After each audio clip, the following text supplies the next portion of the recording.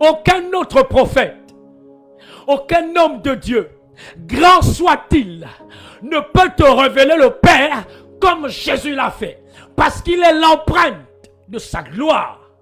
Oh! Il est l'image de sa gloire et l'empreinte de sa personne. Wow! Wow! Wow! Wow! Jésus-Christ, l'empreinte de la personne de Dieu. Ça veut dire que si vous voulez connaître Dieu, regardez son empreinte. Et l'empreinte, dans le jargon, par exemple chez nous en informatique, l'empreinte révèle l'identification unique d'une personne, ou bien d'une chose, ou bien d'une donnée. Comprenez? Ce qu'on appelle les ID.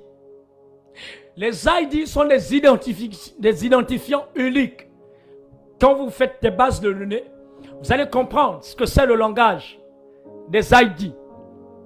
Autant que nous sommes, nous avons un identifiant unique, un ID. Et c'est ça l'empreinte. Ça veut dire que une personne ne peut pas avoir deux ID. Tu ne peux pas avoir deux empreintes. Tu as une seule empreinte. Et cette empreinte-là ne peut pas définir une autre personne. Cette empreinte-là te définit toi parce qu'elle est unique. Elle est codée avec ta personne. Ton empreinte ne peut pas être la mienne. Ton empreinte ne peut pas te définir en même temps me définir. Ton empreinte te définit toi seul.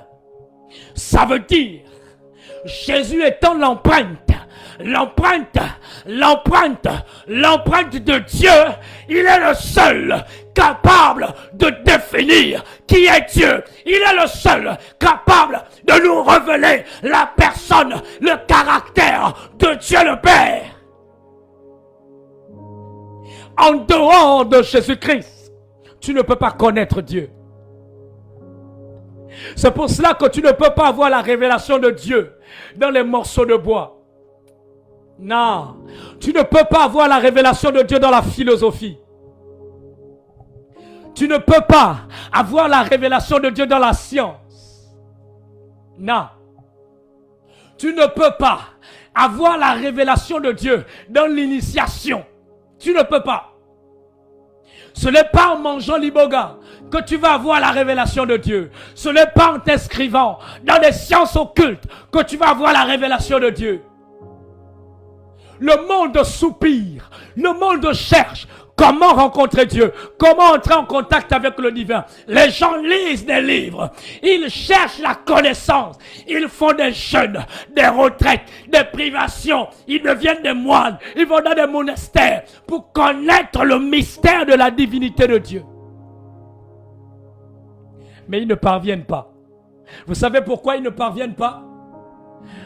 Parce qu'ils choisissent le mauvais canal par lequel nous devrions connaître Dieu.